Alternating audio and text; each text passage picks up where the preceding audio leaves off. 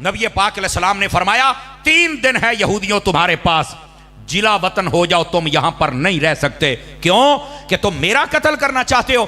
فرمایا میرے بدلے میں پوری دنیا کو بھی مار دیا جائے تو میرے قتل کا حق ادا نہیں ہو سکتا ہے۔ نبی پاک کی شان اتنی بڑی ہے اور تم میرے ساتھ یہ سازش کر رہے ہو۔ تو میں امت مسلمہ کو یہ کہنا چاہتا ہوں کہ جو یہودی تمہارے نبی کو قتل کرنے کا منصوبہ بنا سکتے ہیں، غزہ ان کے سامنے کیا چیز ہے؟ یہ تو ہمیں سمجھنا ہوگا کہ ان کی شرارت کا جواب کیا ہے۔ ان کی شرارت کا پہلا جواب ہے قتل اور دوسرا جواب ہے جلا وطن۔ اور یاد رکھیں علماء تفسیر نے لکھا یہودیوں کو جب سے موسیٰ علیہ السلام نے نکالا تب سے لے کر آج تک یہ اپنے گھر نہیں بنا سکے، یہ جلا وطن ہی رہے۔ یہ اسرائیل کو ہم کیوں نہیں تسلیم کر رہے؟ اس کی وجہ یہ ہے یہ قبضہ گروپ ہے۔ یہ کون ہے؟ قبضہ گروپ ہے۔ اس لیے تو مسلمان تسلیم نہیں کرتے۔ یہ جن ملکوں نے تسلیم کیا نا، عرب کے چند ملکوں نے، ان کے مفادات ہیں۔ یہ تو پتہ لگے گا نا جس دن ان کے اوپر بمب گرا پھر نہ چیکنا بھی ہائے پاکستان آوے تے سانو بچاوے۔ تو میں کیا غزہ والوں بچاؤں دے تے تانوں ساریاں بچاؤنا سی۔ اور یہ ہمیں غیرت کرنی چاہیے مسلم حکمرانوں کو اور مسلمان عوام کو سمجھنا چاہیے کہ یہ اصل وجہ کیا ہے۔ یہ اپنی نافرمانی اور بدماشی اور کمینیوں کی وجہ سے تب سے لے کر آج تک بے گھر ہیں۔ اور اللہ نے قرآن میں کیا فرمایا؟ یہ سورہ بقرہ پڑھ کے دیکھیں، اللہ فرماتا ہے ضربت علیہم الذلۃ والمسکنہ۔ توجہ ہے میری طرف آپ حضرات کی؟ اللہ فرماتا ہے ہم نے یہودیوں پر ہمیشہ کے لیے ذلت کو مسلط کر دیا ہے، یہ ہمیشہ دنیا میں ذلیل ہوتے رہیں گے۔ اور ان کے اوپر ہم نے مسکینی کو ثابت کر دیا ہے، یہ مسکین رہیں گے۔ مسکین کا کیا مطلب ہوتا ہے؟ جس کا اپنا گھر نہیں ہوتا۔ تو اب آپ کہیں گے کہ یہ تو پھر اسرائیل ایک پورا ملک بنا کے بیٹھے ہوئے ہیں۔ تو میں نے کہا ملک انہوں نے بنایا ہے لیکن کفر کی طاقت اور ملی بھگت کے ساتھ مسلمان قبول تو نہیں نہ کر رہے۔ اور یہ بظاہر ایک طاقتور ملک ہے لیکن یقین رکھیے جس دن جنگ لگے گی منٹ نہیں لگے گا، چونکہ پورا اسرائیل یہ ہمارے فیصل آباد سے بھی چھوٹا ہے، یہ آپ کے علم میں ہونا چاہیے۔ اور اسرائیل کی آبادی 80 لاکھ ہے، 80 لاکھ سے زیادہ نہیں ہے۔ اور ہمارے جتنے 57 اسلامی ممالک ہیں اگر ان کی فوج کو اکٹھا کیا جائے تو ان کی فوج 1 کروڑ پلس ہے۔ سمجھ آ رہی ہے میری بات کی؟ اور ان میں کئی ملک ایٹمی طاقت ہے جس میں سر فہرست پاکستان کا نام آتا ہے۔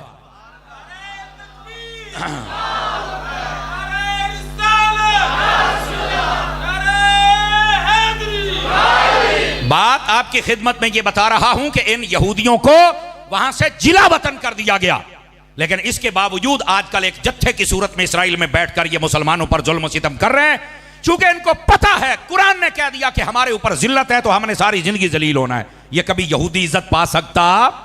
یہ بظاہر جو ایک ملک بنا کے بیٹھا ہے، چند ملک کہتے ہیں کہ اسرائیل ملک ہے، ہم نہیں کہتے۔ پاکستانی پاسپورٹ کے اوپر لکھا ہوا ہے، یہ پاسپورٹ پوری دنیا کے کسی ملک کے لیے کار آمد ہے لیکن اسرائیل کے لیے نہیں، چونکہ اسرائیل ملک ہی نہیں ہے۔ سمجھ آ رہی ہے آپ حضرات کو؟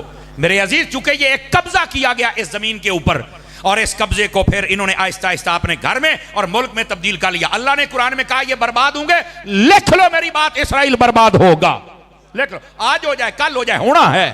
لیکن ابھی تک تو ہمارے حکمران یہ بھنگ پی کے سوئے ہوئے ہیں، پتہ نہیں یہ انگریزوں کے کتے نہلانے والے ہمارے اوپر کب سے مسلط ہو گئے، جن کو اصل پتہ ہی نہیں ہے کہ ہم نے کرنا کیا ہے۔ ارے ان کے تو پیسے باہر ہیں نا، ان کے کاروبار ان کے ملکوں میں، ان کے بچے پڑھ رہے ہیں، انہاں رشتہ داریاں کیتیاں نے، ان کو کیا پتا کہ ہم نے آنکھوں میں آنکھیں کیسے ڈالنی ہے۔ یہاں کوئی صلاح الدین ایوبی جیسا ہے، ٹیپو سلطان جیسا ہے، سلطان محمود غزنوی جیسا ہے، یا کم از کم بابا جی خادم حسین رضوی جیسا ہے۔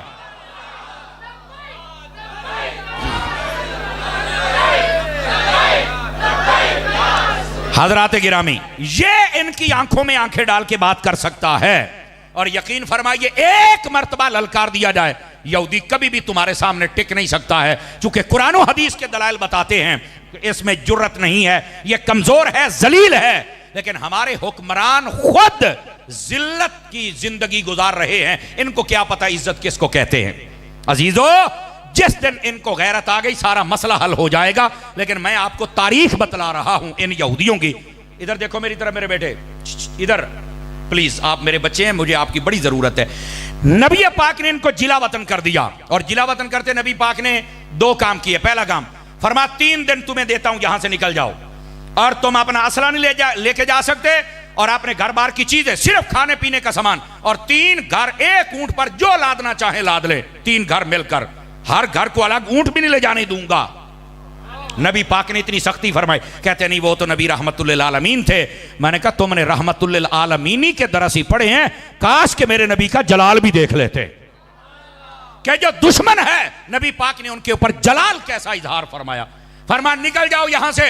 और दूसरा काम क्या किया, अल्लाह के हुक्म से नबी पाक ने फरमाया इनके घरों के करीब जो बागात है सबको उखेड़ दिया जाए। तो एक यहूदी आके रोने लग पड़ा, उसने कहा कि आप तो दरख्त उखेड़ने के बिल्कुल मतलब पसंदीदा नहीं है, तो आपने क्यों आज हमारे दरख्त उखड़वाए हैं। अल्लाह ने कुरान, इतराज यहूदियों ने किया है कि साड़ियां खजूरा क्यों पटियां ने।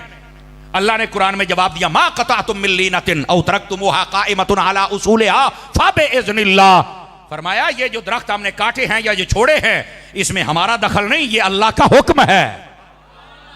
और इसकी तफसीर में लिखा हुआ अल्लाह के हुक्म का क्या मतलब। फरमाया जब किसी को घर से निकाल के उसकी फसलों को बर्बाद किया जाए ना तो उसको ज्यादा हसरत होती है, अभी एक मैंने रहने दिन दे दुआ मेरे फसलों बर्बाद कर देने, तो अल्लाह फरमाता तुहानू असी इंज ही जलील करना है। तो ये यहूदियों को हसरत अदा करके यहां से निकाल दिया गया। अब उन्होंने क्या किया, जाते जाते अपने घरों के दरवाजे तोड़ गए। ये यहूदियों और काफरों की साजिश है, जब कहीं से निकलेंगे पीछे हर चीज तोड़ जाएंगे। ये अफगानिस्तान को जब छोड़ा था अमेरिका ने, जाते हवाई अड्डे तोड़ गए, सड़कें तोड़ गए, जहाज तोड़ गए, पार तोड़ गए, असले तोड़ गए।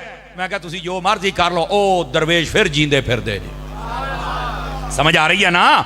20 साल जंग लड़ने के बाद अमेरिका यहां से नाक रगड़ के वापस भागा है। मैं क्या पुत्र ये जो दीन है इसकी बाबा खादिम कहना दी कांड लाने वाला जमिया ही कोई नहीं, किसी ना किसी रंग के अंदर अल्लाह ताला इसको सलामत रखता है। तो ये कुफ्र की पुरानी आदत है कि ये घरों को बर्बाद करके जाते किसी और दे काम ना आउण। तो अल्लाह फरमाता है अगर ये तुहाडी आदत है ना तो तुहानू भी इंज ही जलील करांगे। नबी पाक ने इनको निकाल दिया, ये सारे चले गए। ले अब वाले हशर क्या मतलब, फरमाया मुल्क शाम जितों आए सी हो तो मूसा अलैहि सलाम ने इधर भजाया तो इन्होंने उधर भजाया है। यहूदी होता ही वो है जो धोबी का कुत्ता बन जाता है, ना घर का रहता है ना घाट का रहता है, ना यहां रह सके ना वहां रह सके। ये है यहूदियों की हिस्ट्री। और ये यहूदी मिलकर अब गजा पर हमला कर रहे हैं। और मैं आपको एक और बात भी बतलाऊं, ये थोड़ी नॉलेजेबल बातें इनको याद रखा करें। ये फलस्तीन और मस्जिद अक्सा, इस पर क्यों आखिर ये चढ़ाई करते हैं, वजह क्या है। 3 वैसे तो 5 मजहब पुराने हैं, एक है दीन यहूदियत, एक है दीन ईसाइयत, एक है आग परस्त, दूसरा है हिंदू बौद्ध परस्त, और छठा मजहब है इस्लाम। ये पुराने मजहब है और ये सब ओल्ड हैं। इनमें जो सबसे जदीद मजहब है वो मजहब इस्लाम है। ये नुक्ता समझे। आज हमें कहते हैं ओ यार मौलवी 1400 साल पुरानी गाल कर देने। ओ बाबा जेड़ा दीन यहूदियत है ना वो 4000 साल पुराना है, दीन ईसाइयत है ना वो 2200 साल पुराना है। ये बुत परस्ती नूह अलैहिस्सलाम 7500 साल पुरानी है, आग की पूजा इससे भी पुरानी है। तो ये सारे ओल्ड हैं, हम गोल्ड हैं। हमारा दीन इस्लाम बाद में आया है, तो ये सारे ओल्ड हैं, हम जदीद हैं। तो फिर अगर जदीद चीज चाहिए जदीद तेस या पुत आ, और इस्लाम को अपना, जदीद तो हम है ना। तो इसलिए ये ना कहा करो कि तुम हमें पीछे लेके जाते हो, हम पीछे नहीं लेके जाते, हम तुम्हें हुजूर तक लेके जाते हैं। और जदीद दीन है ही हमारा। अगर इसके बाद कोई दीन है तो बात करोगे है ही कोई नहीं, तो मैं फिर मान। अंडरस्टैंड कर रहे हैं मेरी बात को आप हजरात। अच्छा अगर आपको ये बात समझ आ गई तो थोड़ा आगे चलिए। ये जो मस्जिद अक्सा है यहूदी कहते हैं कि ये हमारी है। अब मैं आपको तनाज़ा बता रहा हूं कि वजह क्या है। यहूदी कहते हैं हमारी है, क्यों? वो कहते हैं कि हजरत मूसा अलैहिस्सलाम यहां आए थे, यहां रहे थे, और यहां से कायनात का आगाज हुआ था, इब्तिदा हुई थी, और हमारे जो नबी मूसा अलैहिस्सलाम थे वो इस जागीर के मालिक है, लिहाजा ये हमारी है। उनका दावा ये है। ईसाई कहते हैं ये हमारी है, क्यों भाई? वो कहते हैं ईसा अलैहिस्सलाम के पैदा होने की जगह बैतुल लहम ये वहीं मौजूद है, और यही वो शहर है जिसका नाम अल कुद्स है, और इसी को यरूशलेम कहते हैं, और यही है जहां मस्जिद अक्सा है। तो जो है ना मेरी बात की, आप इस बात को जरा समझें कि ये अल कुद्स और यरूशलेम और मस्जिद अक्सा ये एक ही जगह का नाम है। बोलो तो सही ना। तो ये अल कुद्स असल उस शहर का नाम है जिसके अंदर मस्जिद अक्सा मौजूद है, ठीक है। अच्छा वो कहते हैं ये हमारी है, क्यों? वो कहते हैं ईसा अलैहिस्सलाम ऐथे जम्मे ने, ए जगह ही साडी है। हजरत ईसा अलैहिस्सलाम पैदा होए ने ते साडे नबी दे पैदा होने दी जगह है, ते बंदा जमदा ते अपने घर है ना, ए साडी है। उन्हां दी दलील है। मुसलमान कहते हैं साडी है, क्यों? कहते ने ठीक है हजरत मूसा आए, ईसा इत्थे पैदा होए, लेकिन सारियां दे इमाम तो मेराज दी रात मेरे नबी बने सन ना इत्थे आके। वो कहते हमारी है। अब اب یہ ہے تنازع، یہودی اپنی طرف کھینچ رہے ہیں، عیسائی اپنی طرف کھینچ رہے ہیں، اور مسلمان جن کا اصل حق ہے، چونکہ یہودی دین بھی ختم، عیسائی دین بھی ختم، منسوخ، اب دین ہے تو فقط دین محمدی، اس کے علاوہ کوئی دین نہیں ہے۔ اور نبی پاک جب چلے گئے تو ان کو عقل سے سوچنا چاہیے کہ معراج کی رات جب ہمارے نبی بھی مقتدی بن گئے اور مسلمانوں کا نبی امام بن گیا تو پھر تو ہر چیز ان کے قبضہ اختیار میں آ گئی نا۔ سمجھ آ رہی ہے میری بات کی؟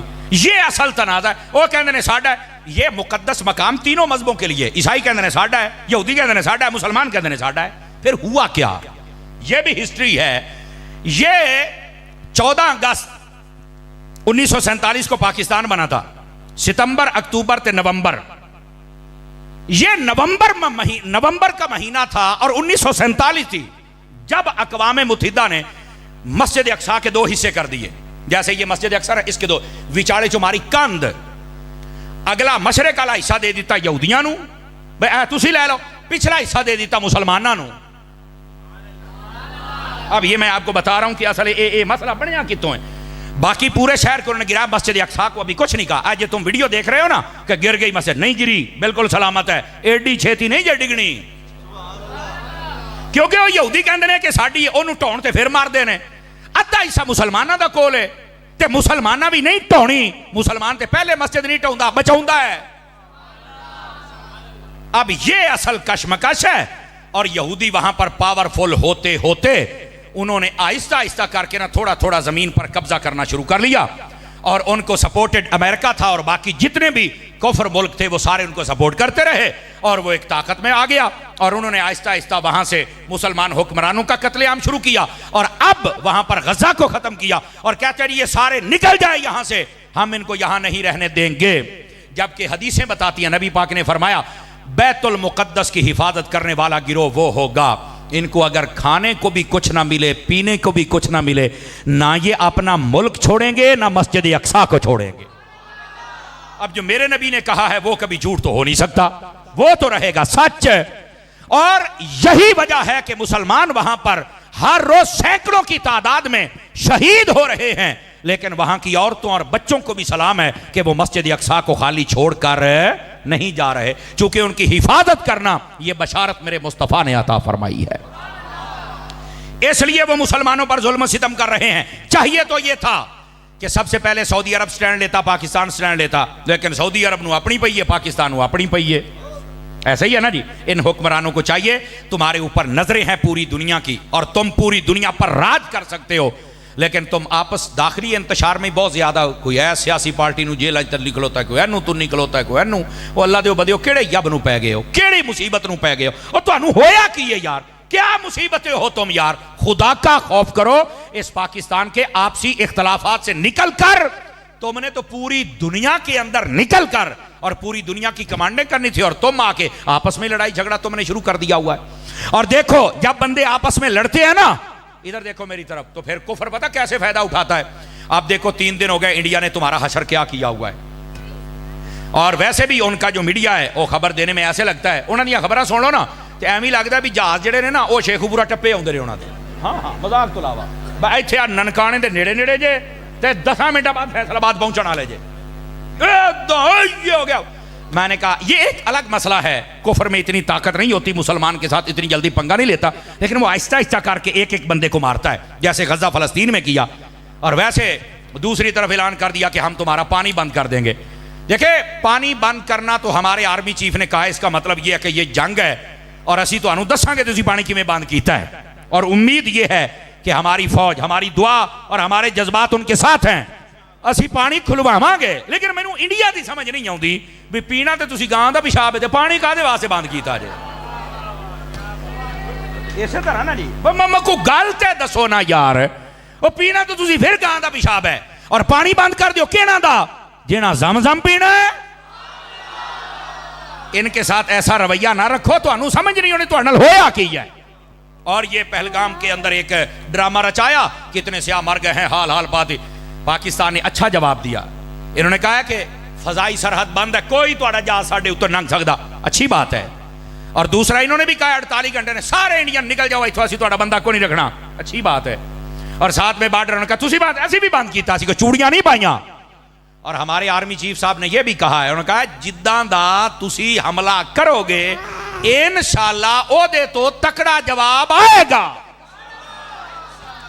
اور یہاں پر پہلی تو بات ہے عالمی دنیا کو سمجھنا چاہیے کہ یہ اگر جنگ لگ گئی تو یہ ایک ایٹمی جنگ ہوگی، یاد رکھو، بچے گا کوئی بھی نہیں، ٹھیک ہے؟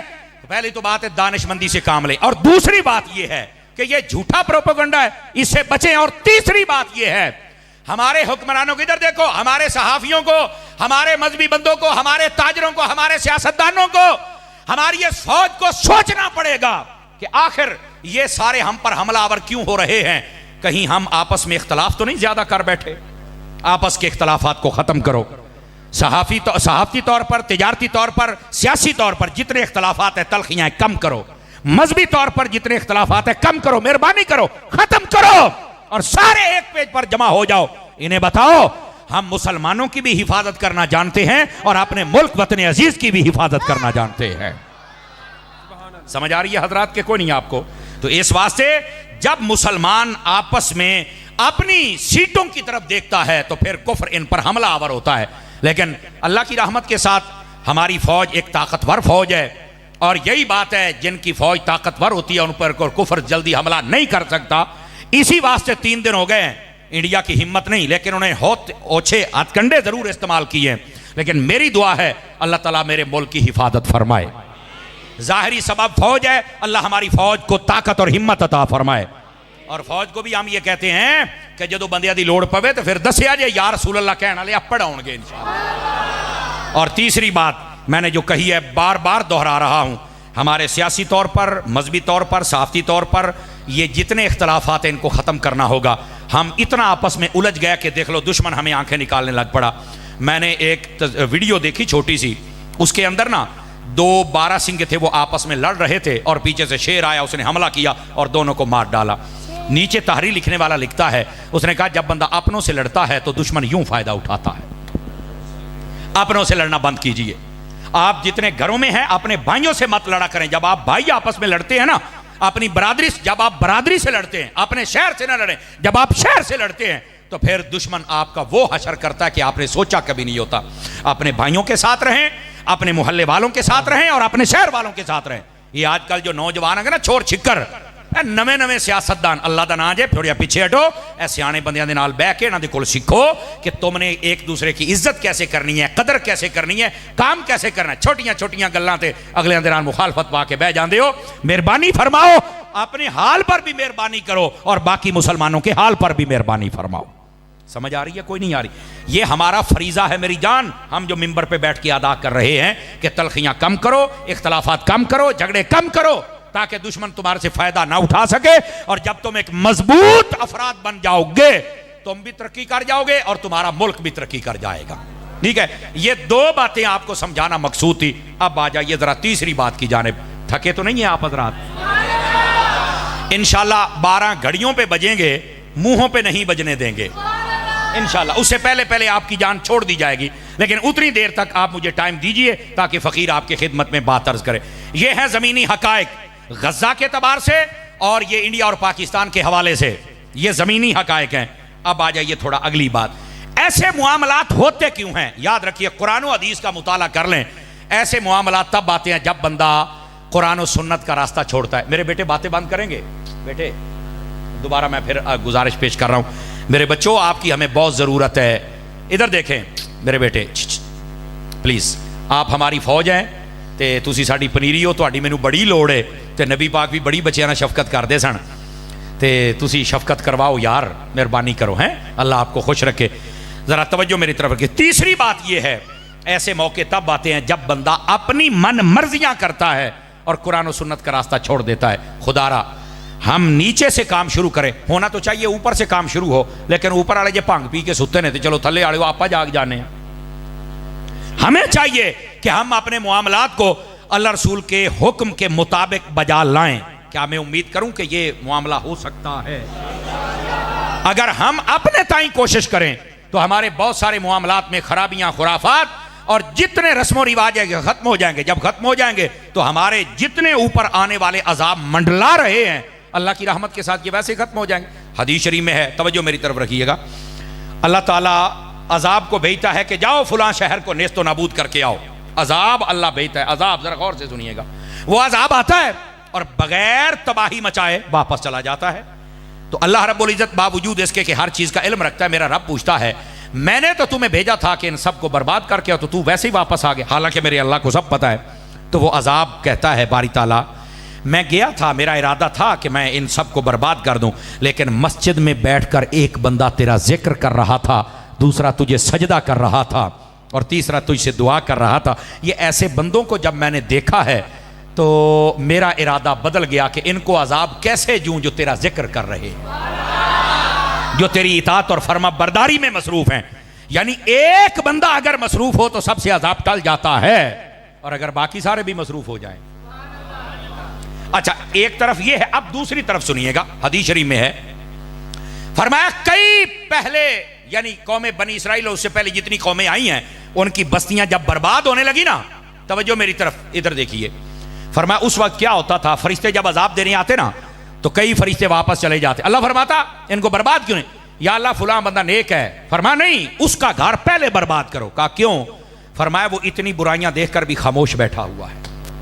میرے بھائی اگر اللہ کی رحمت ایک ذکر والے سے عذاب کو دور کر کے تمہیں بچا سکتی ہے, اور اگر کوئی برائیوں پر نہ بولے اور برائیوں کو اچھا سمجھنے لگ جائے اور چپ ہو جائے اور یہ کہے جینا جتھے لگا ہے لگا ہی رہے, اس وقت اللہ کا عذاب آتا ہے اور سب سے پہلے نیکوں کو برباد کرتا ہے, باقیوں کی تباہی بعد میں ہوتی ہے. اللہ کے بندو اپنے اندر یہ جرت پیدا کرو کہ اچھائی کو اچھائی کہو, برائی کو برائی کہو. کبھی تو ایسا کام آ جائے کہ نبی پاک کی ایک حدیث پہ عمل ہو جائے.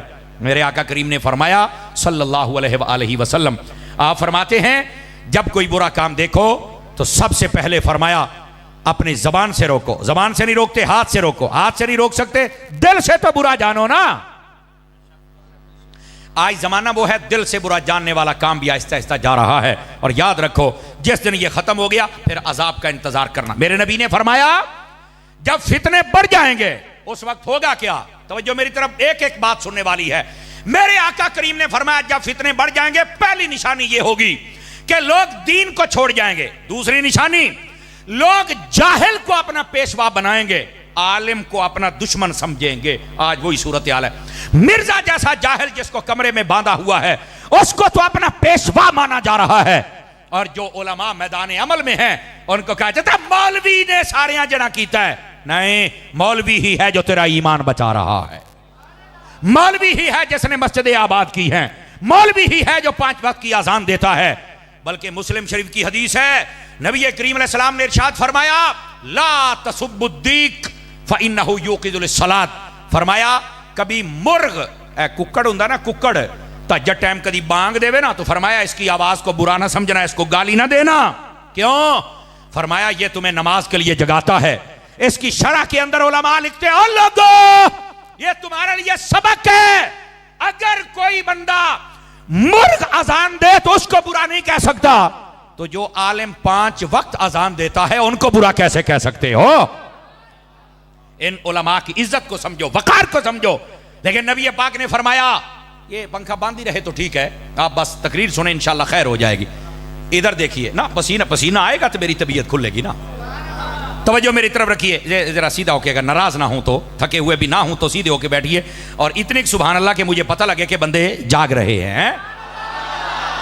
ویسے نہ بھی کہیں تو تقریر ہو جائے گی. یہ تھوڑی سبحان اللہ نہ سانو تقریر نہیں آؤندی, سانو ویسے ہی آؤندی ہوندی, لیکن یہ ایک ربط ہوتا ہے گفتگو کا, وہ جڑا رہتا ہے. ادھر دیکھیں میرے نبی پاک صلی اللہ علیہ وسلم نے فرمایا فتنے جب عروج پہ ہوں گے نشانیاں, توجہ ہے, نبی پاک نے فرمایا جاہل کو اپنا پیشوا بنایا جائے گا اور عالم کو پیچھے کیا جائے گا. کمینے بندے کو عزت دی جائے گی اور عزت والے کو ذلیل سمجھا جائے گا.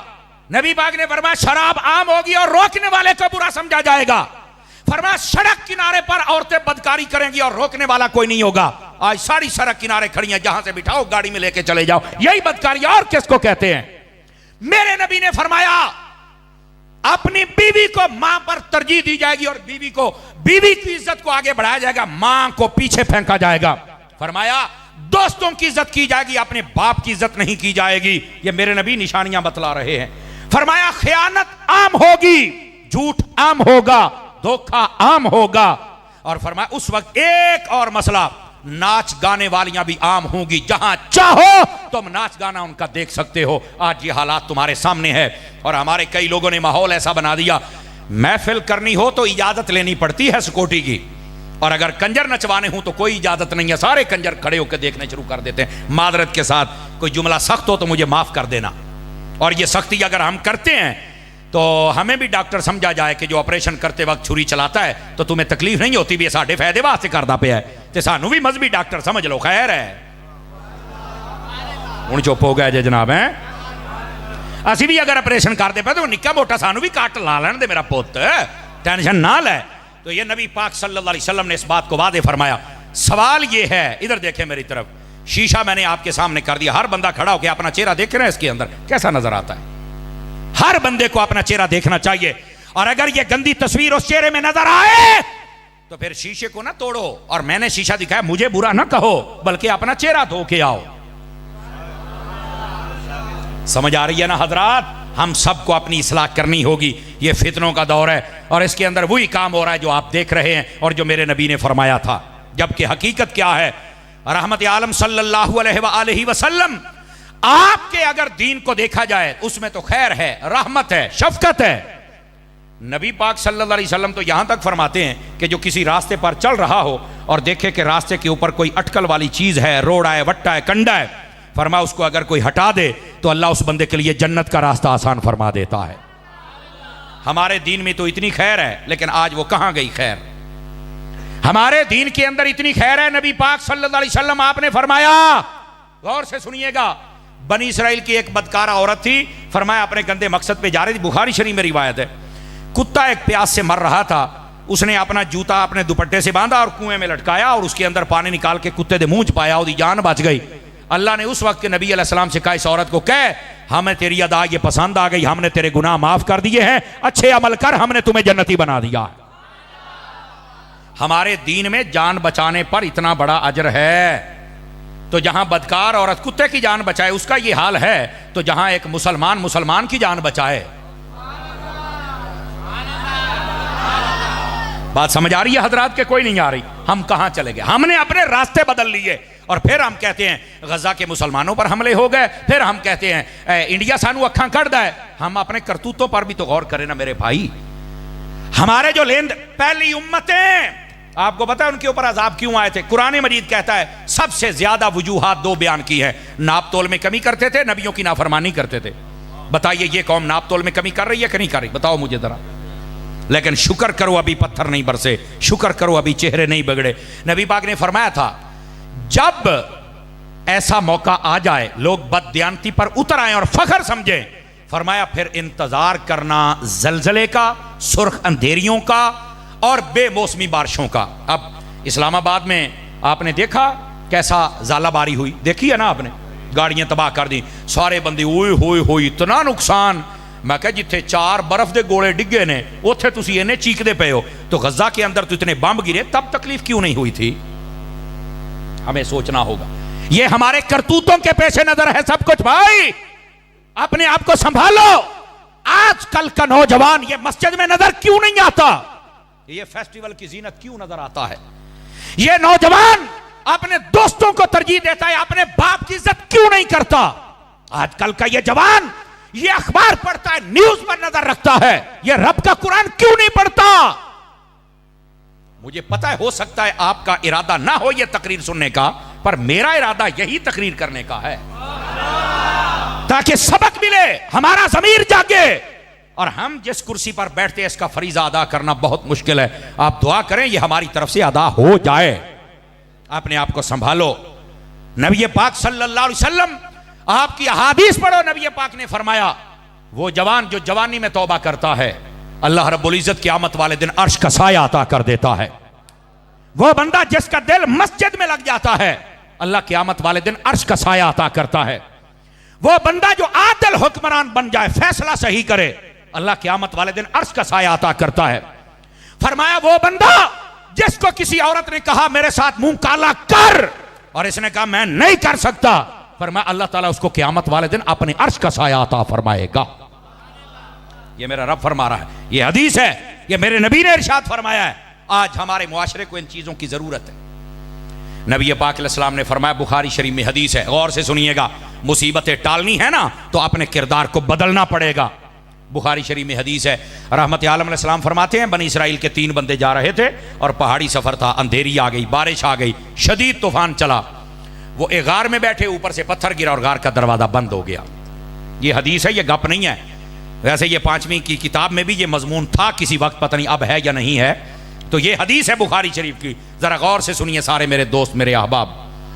فرمایا کہ انہوں نے بڑا دھکا لگایا لیکن وہ بالکل کامیاب نہ ہوئے اور وہ راستہ نہ کھلوا سکے، نہ کھول سکے۔ اب تینوں سوچ بچار میں پڑ گئے کہ راستہ ایک ہی اور وہ موت ہے، اس کے علاوہ کوئی راستہ نہیں۔ ایک کے دل میں یہ خیال آ گیا کہ یار آج ہمیں نا کسی نیکی کا وسیلہ دینا چاہیے، ہو سکتا ہے اللہ یہ مصیبت ٹال دے۔ بخاری شریف ہے، ذرا غور سے سنیے۔ ایک نے کہا ٹھیک ہے میں اپنی نیکی کا وسیلہ دیتا ہوں، اس کو اپنی زندگی کی یہ نیکی یاد تھی، سنیے کیا وہ کہتا ہے، باری تعالیٰ تیرے تو علم پاک میں ہے کہ میرے ماں باپ بھی تھے اور میرے چھوٹے بچے بھی تھے اور میں بکریاں چراتا، جب میں واپس آتا تھا تو میں نے کبھی اپنے بچوں کو دودھ پہلے نہیں پلایا تھا، میں پہلے اپنے ماں باپ کو پلاتا تھا۔ میرے اللہ یہ صرف تیرے نبی کی تعلیم کی وجہ سے تیری رضا کے لیے میں کرتا تھا۔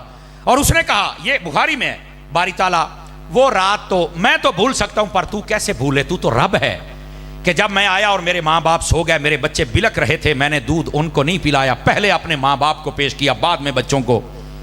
باری تعالیٰ اگر یہ ماں باپ کے ساتھ حسن سلوک تیری رضا کے لیے تھا اور تو نے قبول کیا ہے تو آج یہ میری مصیبت تو ٹال۔ فرمایا یہ کہنے کی دیر تھی، پتھر کو جھٹکا لگا اور باہر سے روشنی کی لکیر آنا شروع ہو گئی۔ ان کو سمجھ آ گئی کہ نیکی قبول ہو گئی، یہ وسیلہ۔ دوسرے سے کہا تو اپنی نیکی یاد کر۔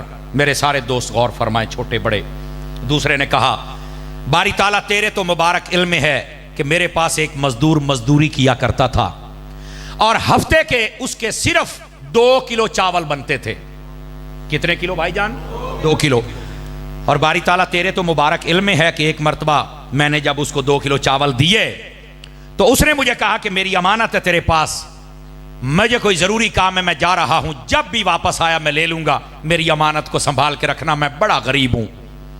باری تعالیٰ پھر تیرے علم میں ہے نا کہ وہ ایک عرصے تک نہیں آیا، میں نے وہ چاول جب خراب ہونے لگے تو زمین میں ڈال دیے، اس کی پنیری بن گئی، پھر میں نے اس کو مزید کاشت کیا تو وہ پہلے 2 کلو تھے، پھر 2 بورے بن گئے، پھر وہ بندہ نہیں آیا تو میں نے ان کو بیچ کر ایک گائے خرید لی، پھر وہ گائے نے بچے دینے شروع کر دیے، پھر وہ بندہ نہیں آیا، 2 4 10 15 20 گائے ہو گئیں، تو پھر میں نے ایک غلام خریدا جو ان گایوں کو چرائے کرتا تھا۔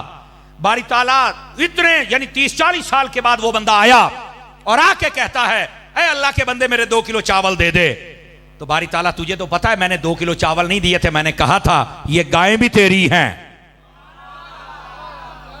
یہ بخاری شریف ہے، یہ ساری گائیں بھی تیری ہیں، یہ غلام بھی تیرا ہے۔ اور اس نے رو کے مجھے کہا تھا یار غریبوں کا لوگ پہلے بڑا مذاق اڑاتے ہیں، میرا مذاق نہ اڑا یار، میں پہلے پتہ نہیں کتنا ستایا گیا ہوں اور اتنا عرصہ پتہ نہیں کیسے، میرے 2 کلو چاول دے دے، جو میرا گزارا ہوگا میں کر لوں گا، پر مذاق نہ اڑا، میں بڑا غریب ہوں یار۔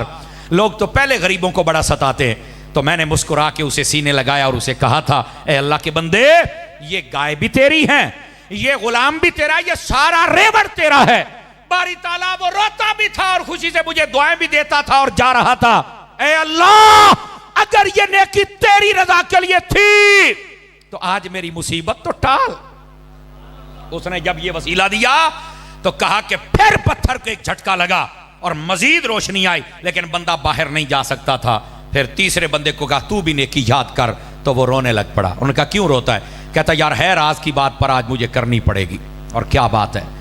وہ کہنے لگا میرے باری تعالیٰ تو جانتا ہے کہ میں اپنے چچا کی بیٹی پر فدا ہو گیا تھا، میرے اللہ ہم نے آپس میں رابطہ شروع کیا اور ایک مقام طے کیا کہ جہاں پر ہم بدکاری کریں، اے اللہ ہم وہاں پہنچے اور وہاں پر قریب تھا کہ ہم یہ کالک اپنے منہ پہ مل لیتے، لیکن اس عورت کے منہ سے نکلا کہ ہمیں رب سے ڈرنا چاہیے۔ باری تعالیٰ پھر تجھے پتا ہے نا کہ میرے جسم پر کپ کپی طاری ہو گئی، نہ میں نے کچھ کیا نہ اس نے، ہم توبہ کرتے بھاگ نکلے۔ باری تعالیٰ اگر یہ نیکی تیرے ڈر سے تھی، تیری رضا کے لیے تھی تو آج یہ مصیبت تو ٹال۔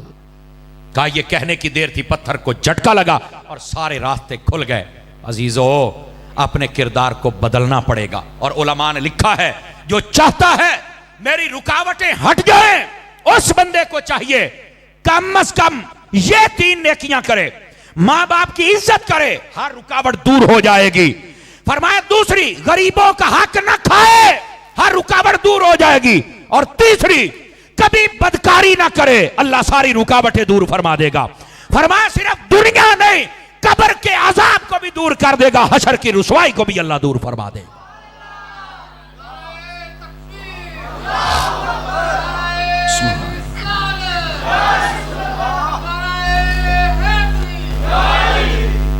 میرے عزیز اور پیارے دوست, جب تک ہم اپنا کردار نہیں بدلیں گے, ہم اپنے آپ کو نہیں سنبھالیں گے, اس وقت تک یہ رکاوٹیں ہمارے سامنے آتی رہیں گی. تو اپنے کردار کو بدل کے دے, خدا کی قسم یہ ساری رکاوٹیں دور ہو جائیں گی اور اللہ تعالیٰ دنیا بھی بہتر فرما دے گا اور آخرت بھی بہتر فرما دے گا.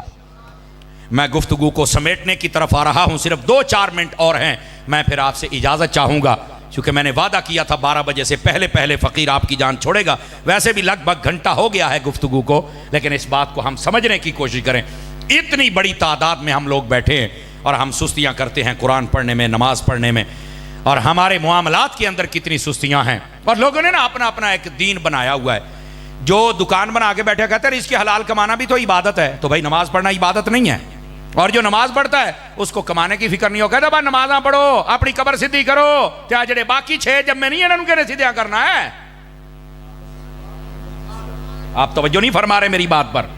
ہر بندہ اپنے ذہن کے مطابق ذہن بنا کے, اور خود مفتی نہ بنو, دین کو سمجھو میری جان. نبی پاک صلی اللہ علیہ وسلم آپ کی سنت کے مطابق جب دین پر کوئی عمل کرتا ہے اللہ تعالیٰ اتنا اجر دیتا بندہ سوچ بھی نہیں سکتا. میرے آقا کریم علیہ السلام نے فرمایا, توجہ ہو تو سنا دوں حدیث آپ کو اگر جاگ رہے ہیں تو. رحمت عالم علیہ السلام نے فرمایا جو بندہ فجر کی نماز پڑھ کے اپنے گھر سے نکلتا ہے وہ اللہ کا جھنڈا اپنے ہاتھ میں لے کے نکلتا ہے. اس کی شرح میں علماء نے لکھا ہے, فرمایا جدھر بھی جاتا ہے اللہ فتح عطا فرما دیتا ہے. تو جنہوں نے راتی 2 بجے سونا تو سویرے 12 بجے اٹھنا ہے, کیسے فجر پڑھو گے؟ مہربانی کرو اپنی عادت بدلو. پھر کہتے ہو دفتر جاتے ہیں کام نہیں ہوتا, رشوت دینی پڑتی ہے. ماشاءاللہ تم آیا ہی بڑے سیدھے طریقے نال ہے. سمجھ آ رہی ہے نا؟ اب دوسری بات, میرے نبی نے فرمایا جو فجر کی نماز پڑھے بغیر نکلتا ہے وہ شیطان کا جھنڈا اپنے ہاتھ میں لے کے نکلتا ہے. تو جدے ہاتھی شیطان دا جھنڈا ہونا ہے انہوں کھے کامیابی لبنی ہے. نماز فجر یہ حدیث ہے. دوسری حدیث رحمت عالم علیہ السلام نے ارشاد فرمایا جو بندہ عشاء کی نماز پڑھ کے سو جائے اللہ تعالیٰ اس کو آدھی رات عبادت کا ثواب عطا فرماتا ہے. حدیث آدھی رات, مسلم شریف میں حدیث ہے. تو ایک صحابی نے پوچھا حضور باقی آدھی رات کا کیا بنے گا؟ فرمایا جو بندہ اٹھ کے فجر پڑھ لے اللہ تعالیٰ باقی آدھی رات بھی عبادت کا ثواب عطا فرماتا ہے. مجھے بتائیے سونے پر کون عبادت کا ثواب دیتا ہے؟ یہ میرا رب ہے جو عطا فرماتا ہے. یہی واسطے ہمارے علماء فرماتے ہیں اگر محفل ساری رات کی اور نماز نہ پڑھی تو فرمایا اس کا ثواب اتنا نہیں ہے جتنا نماز کا ثواب ہے. اور یہ فرض نہیں ہے, نماز فرض ہے,